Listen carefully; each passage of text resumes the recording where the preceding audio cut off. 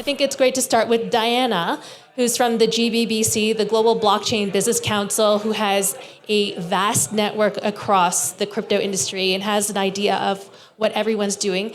In that context, tell me a bit about where the trend is headed when dealing with DeFi versus custodial models. Sure. So first of all, GBBC has a network of over 500 members across the board, whom over the course of 2024 and even earlier than that, we started discussions and roundtables to first of all define what does a DeFi activity even entail. And we categorize the DeFi activities in light of a need for further taxonomies and standards. We need to start by defining what these things even are. And under DeFi activities, we proposed 3 initial camps of where these things are going. The first one is traditional, already regulated entities that are dipping their toes into DeFi platforms, whether they be asset managers, fund managers, brokers, and even central banks that are providing, well, first of all, the brokers and asset managers may be providing access to trading or certain services, and even the central banks are looking into DeFi protocols as a model for their tests. The second camp that we categorize these activities in would be more of the crypto-native organizations that don't necessarily provide DeFi protocols, but provide crypto-native services, whether they be the trading platforms where tokens are being traded, or the custodial, the custody services, or the stablecoin providers, or the tokenization platforms that are all needed under the ecosystem in order for DeFi to operate. And for those models, the standards, the regulatory requirements are more defined by the jurisdictions in which they are licensed or registered. And the third camp that we identified is the actual DeFi protocols themselves. And this is the camp that has emerged outside of regulatory requirements, where there's a lot of question marks, but that doesn't mean that there are no obligations to customers and a need for risk assessments. And across the board, given this ecosystem approach for these services to flourish and scale, the need for digital identity is a key term in order for these things to function in the right way. Sebastien, you're the co-founder and COO of The Sandbox, a decentralized virtual world. There are you don't custody your users' funds. Not at all. We are here to onboard people to Web3, to discover the potential of blockchain, and earn tokens, earn NFTs through their participation either as creator, making their own 3D asset and games experience, selling them on marketplaces, or as players, completing quests, exploring different worlds, and earning rewards through that. So when does that make more sense than when you actually do and should start needing custodial services? Well, I think we really chose to build with blockchain in mind and with decentralization in mind to actually change the current model from gaming. There's existing gaming platform like Roblox or Minecraft where players actually spend real money, receive virtual currency, and those games operate as the central banks, and they have that full power decision on how much they sell and exchange for the currencies that the players earn, which might not be the same in the two ways direction, actually, that exchange rate. And they also have the control on whenever the players can cash out those earnings, the minimum threshold, and can take away all the earnings from them at any point of time. So there's been many problems about that in the industry, unfair treatment, and so on.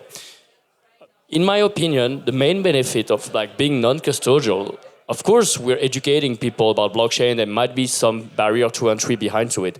But there is a greater potential where once players have a wallet, we are building their wealth, we are building their value. That wallet, the token they earn, they can actually exchange it with other game currency on a decentralized exchange, leveraging DeFi. And so they can either choose to recycle within the game, to use their earning and convert it to another game token and start spending it in other games, and so on and so on.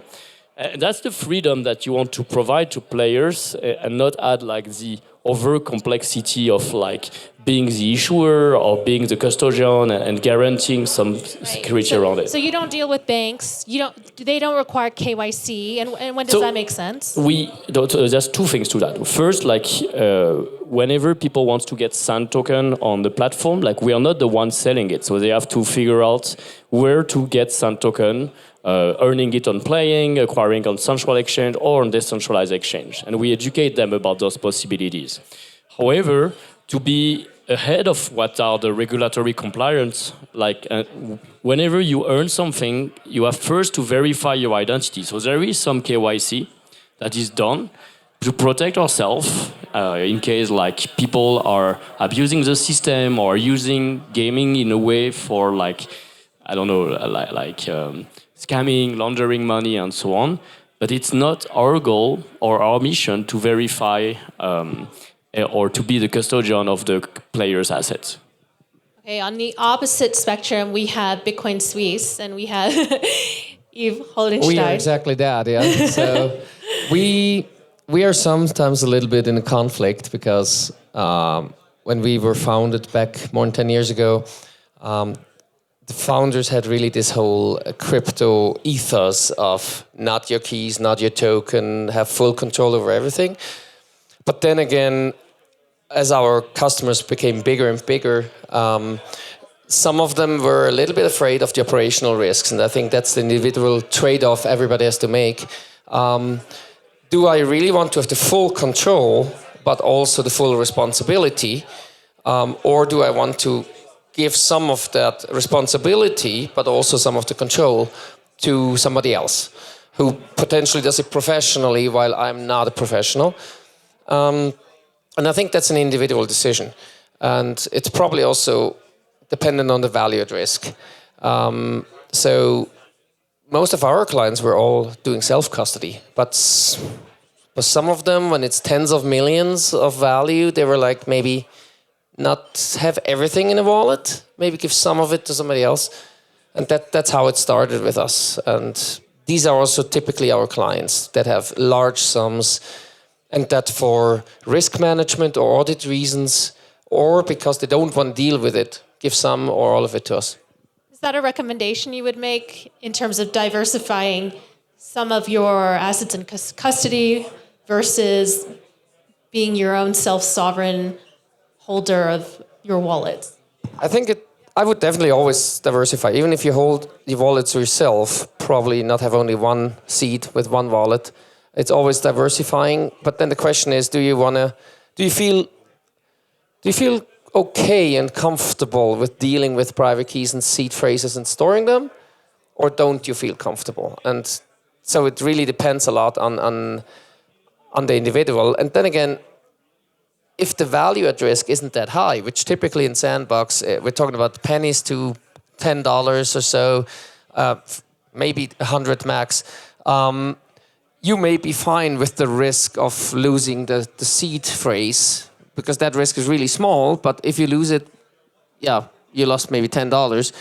But if it's tens of millions, you're probably not fine with that. All right, and then we have Juergen Hofbauer. He's the head of partnerships at Taurus, which is an enterprise-grade digital asset custody and tokenization technology provider. So when entering this conversation, are you completely a custodian, or are you also exploring DeFi models? Yeah, I think we probably sit a little bit in the intersection between the banks. So the clients we serve are banks, so Deutsche Bank, State Street, and so on, that want to move into the space, but don't have, from a technology perspective, the setup that they need. So obviously we're a tech firm first, help traditional finance players to serve their underlying clients, but more from a custodial model. But on the other side, we're sitting there and see the benefit also for DeFi, right? Because if I think about where innovation happens, it's not in the CeFi side, right? There's no innovation. That's the pure. It works. It has been working for 100 years, but you need DeFi for that.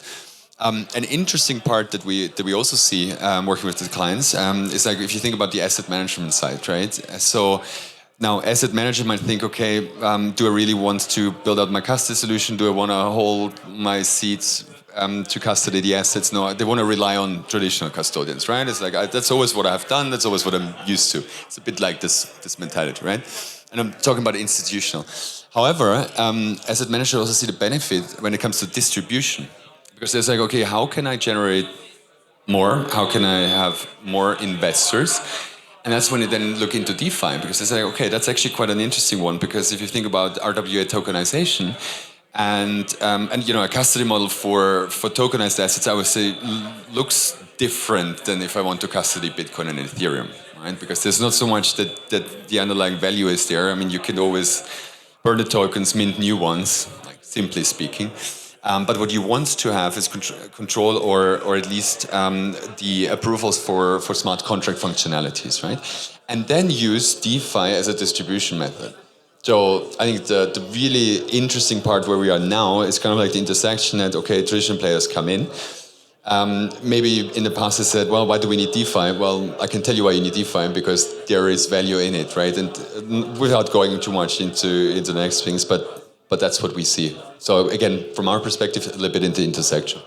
Yeah, it's interesting that you say that the innovation is in the DeFi, whereas custodial models are more with traditional finance. So don't we want to do the innovation? We want to encourage self-custody and all the great stuff that comes with that. But when thinking about the future, there was a great conversation with the GBBC I had where perhaps people are just used to brand name models and, being a little lazy. So sometimes it's just easier to have a custodian manage your assets.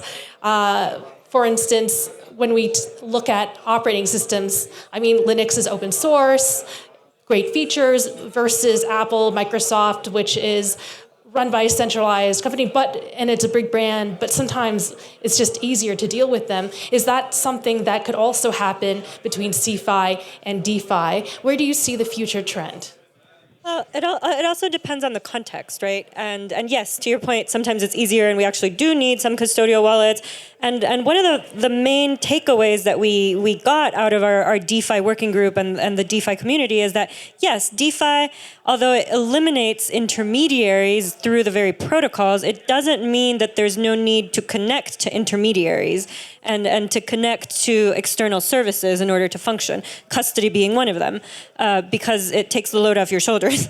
But on the other hand, if you see the majority of the global economy, I used to work in international development before my blockchain and crypto days, and when I take that perspective to the role of DeFi, like you had mentioned, on the one camp, there's a big proportion of professional investors and institutional investors that have come into play as major DeFi players. On the other extreme, there's a growing area of people who have been at the margins of the global economy. And when we talk about the global economy, there's a huge proportion of economic activity that's under the umbrella of the informal economy. You see that a lot in Latin America, in the global south. People who are selling fruits in the street that don't have a registered business, don't have access to bank accounts. And sometimes they don't want to, because the traditional financial system, the traditional legal, the traditional process to register your business is so onerous and so expensive that's just literally not accessible to them. So those are areas where actually self-custody could be an interesting opportunity to access these services. It's interesting what you say about developing countries on the fringe, willing to experiment more with the innovation. Is that something that you might be seeing, Sebastien? We do. Sandbox covers a great area of Asia, yeah. Like gaming is a great way to onboard people. When they come to play games, they don't expect to connect a bank account or centralized exchange behind. They just want to have fun and have some earning and exchange them in very seamless manner. And Play to Earn has really put the spotlight since 2021 that the top country that bring players that can earn a few dollars a day or a month through that have been like Indonesia, Philippines, Thailand, Vietnam. We also see LATAM. And if you look at it, it starts to overlap with the top countries that have been adopting crypto in general, but not for like speculation, but more as like an alternative for like fighting inflation and the issue in their respective country with like currencies that are not very stable. So those people, they are playing game and they are earning those tokens, that crypto, and they are using it just to spend, to cover their day-to-day expenses, buying food, eating at a restaurant, having maybe a little bit of saving, or buying a motorbike, and all of those things that allow them to go on. Whereas here, in more developed economies, we're thinking always crypto and custody of millions of dollars worth of assets, etc. So the perspectives are very different. And based on the context, I think like DeFi or CeFi might be, or like more custody of like asset might be more justified. And maybe just to add to that, if you talk about those countries where $10 is a lot of money, doing self-custody and paying $50 or $100 for a hardware wallet then kind of beats the purpose, because they don't have the money for that. So they're typically relying on the software wallets either directly inside an app or a separate app, but usually with whatever they have as a tooling. What we are seeing now, like as blockchain keep evolving, like account abstraction is becoming a feature that enables, I would say, like best of the both worlds, like ease of onboarding, no more need for like 12 or 24 seed phrase keywords. And at the same time, because the wallets are smart contract, they can have like multi-level of approval, multi-signatories, and a custodian behind, backed in the chain, that can provide some level of recovery and safety for the users. Did you want to add to that, Diana? I was going to mention, just echoing your points, that a dollar can go a very, very long way. We don't think about that in developed economies. But we're also dealing with marginalized and populations that tend to be more vulnerable, which highlights the need for common standards, the need for good governance, which right now there are governance mechanisms out there, but it's not standardized and it's not necessarily a requirement. And that's really, really important in order to prevent fraud and really instances of abuse to the people who really would afford it the least. And yeah, I wanted to add something on that, because it's very important. If we have the traditional finance world, obviously everything is regulated, everything is monitored, you need to be compliant and so on. But I think the realization comes as well, bit by bit, that actually DeFi is not all bad, right? Because sometimes from an outsider perspective, if you don't know what's happening and what's going on, right? How do you run your business? Then there might be some bad actors that suddenly is like everything is bad. But I think it comes back to actually it's being more established, there are good players in there and they add value, right? And that's what we see, and that's what I hope even the next couple of years bring as well, right? That you actually build that one out, and that from a centralized finance, CeFi perspective, the trust comes in. We're talking about trust and so on, to actually have the trust into DeFi. DeFi is not all bad. So Yves, when you're dealing with FINMA, the Swiss regulator, I mean, you're not at Bitcoin Suisse. You guys don't have DeFi because you want to avoid that. But do you think now, where we're in a world where the U.S. president is launching meme coins and wants to relax regulations on the crypto industry, do you think Switzerland, Europe, the world would follow suit? Well, maybe just first, it's not that we don't want to do DeFi. It's really, really hard to do DeFi if you're a regulated player, because there are some protocols that could be compliant in the eyes of money laundering authorities, like the regulators, but then they have no usage. Aave Arc was the most famous first one that failed. And everything else, you don't know the counterparty, so it's always presumed, since you cannot identify who you're facilitating any fund flows with, you're probably somewhere in dark area, prohibited space. So we would love to, but we can't. Regarding the new jurisdiction, I think it will not be as fast as we would hope. I think it takes at least a year.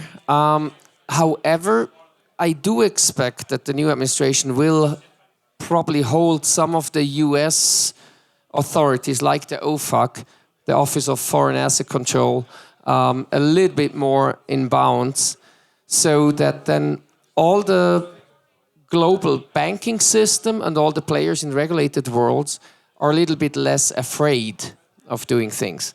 Right now, every bank is dependent on access to US market. So they have to follow FATCA regulation. They're afraid of OFAC and everything, all those bodies. So they're on the careful side of things. And because they're careful, they're not dealing with players like us or even studios that build tools that can't get a banking account, etc. Plus the regulators, they're naturally also being influenced. Even though they claim they have their totally own opinion, there is some sort of an alignment. And with the US as the dominating player, probably getting a bit softer. I first expect the banks that are dependent on US access to be softer. And in a second step, potentially European regulators. It also depends, I think, a lot on what happens in Europe with my car adoption, how that turns out. So as a consequence, I believe it takes a year or two at least until we see anything in Europe from a regulator. Diana, when you look at your network at GBBC, what is the sentiment? Are companies more, I suppose, willing to take the risk and with a feeling that maybe there may be some regulatory softening? I think there's excitement, and I think there's continued engagement and participation in dialogue across entities, even among DeFi players, which is incredibly important. And I cannot emphasize enough, I mean, our third pillar of priorities at GBBC is common standards, common rules of the game. Even if you approach something like DAOs, the governance structures, for example, we are involved under Sandra and the role of the GBBC co-chairing some of the working groups under the CFTC that are working toward developing the path toward regulatory recommendations. And we conducted a survey to a lot of layer 1 protocols and the basic blockchains on how these infrastructures operate. And there's such a need for continued conversation, dialogue, in order to agree on definitions, what these things are, in order to grow and scale. Sebastien, you said something interesting earlier where you saw your users earning on your platform. Are you also now in this new wave of administration coming up? Are people more interested in experimenting with meme coins or being more innovative with the technology in that direction? The way Sandbox has always positioned itself is like empowering anyone to become a creator and become a virtual world of culture. Culture came from brands, from celebrity, and now at some point 2021-22 was like NFT collections, and now it's meme coin that's leading the talk of like capturing the attention game and bringing culture in the form of those characterized like cryptocurrencies. And people are building stories, are pushing a community, social media, and the next step I think is like everyone should be able to launch their own meme coin at some point and have the choice to deliver some utility to it or not. And what Trump did is very interesting, not from the financial aspect, but more from the fact that he basically showed like I can launch my own meme coin, I can use it to onboard new users to the technology, 25,000 new wallet a day, new holders a day at peak, which has been one of the greatest way to prove that this technology here, the network effect behind, Telegram as well, like you look at all those Telegram's mini apps, like with Hamster Combat, etc. They've been doing an amazing job via airdrop to bring on a lot new users to this. And what happened next? Maybe some of those users who started to earn little amount of token in the cents to dollars, they will just stay there and maybe cash them out. Some might be more curious, explore, discover new things, and go through the rabbit hole of the whole space. And in a way, I think it's interesting to capture from such a simple thing, meme and culture, and bring it on to like the technology space and much more behind. All right, we are at the end of our panel, I believe. But before we head off, I just want to get a sense of your prediction for 2025. What will be the defining moment, the top trend of the year? Maybe we could start off with Juergen. Thank you. Look, we're very positive about this year, right? There's multiple factors that we have seen that we have been kind of like our clients or the industry, let's put it like this, not just us as Taurus, have been waiting for, right? One big factor we just spoke about is the US. opening up again, being more friendly towards that one. It hasn't been the last 4 years, and let's face it, it's an important country to do so. So that's number one. That will trigger through, I think, or also and what we're looking at in the institutional player coming in. I mean, we have seen that with all the ETP launches, whether it's BlackRock, whether it's UBS, whether it's Franklin Templeton, you name it, that has been a great success, right? And again, that adds to less volatility, but good growth. So I think, when I see it from my perspective, I think all the ingredients are there to make it successful. Now, on the crypto side, there will be volatility, there will be meme coins coming, and I think it's actually fun to watch, right? What you want to do with it is up to you, right? But I think generally it's a pivotal point actually for the industry. Yves, 20 seconds. US, definitely. I mean, everybody's super hyped on them, and this will trickle down slowly on everybody. What I found funny is I attended several sessions where, and one was Larry Fink, another one was Ray Dalio, so some of the biggest investors. And Ray Dalio made a statement. He said, look, you should have 15% of your assets in gold and Bitcoin. I leave it up to you what is the share. But I mean, that's a statement. Probably he has only 1%. And Larry Fink said yesterday at an event that he talked to a sovereign wealth fund, and the discussion was whether they should put 2 or 5% into Bitcoin. And it's a total different mindset. It's not whether they should do anything with Bitcoin at all. It's how much. And I think that's also mainly driven by the US and everything. Diana. I think progress on definitions, progress toward regulatory developments, and actual adoption, especially in emerging markets. I mean, the recent Chainalysis report, was it, that mentioned the incredible growth that we're seeing in areas like Latin America, and where there is a need, and really advanced access to networks, access to markets, and a democratization of financial services all over the world that can really change the world for the better. And last but not least, Sebastien. 3 things. Gaming will continue to lead the way in adoption. Like we are seeing better games, more mature games, both AAA studio and indie winning in the space, and Telegram and mini apps having a fantastic distribution network, bringing massive growth.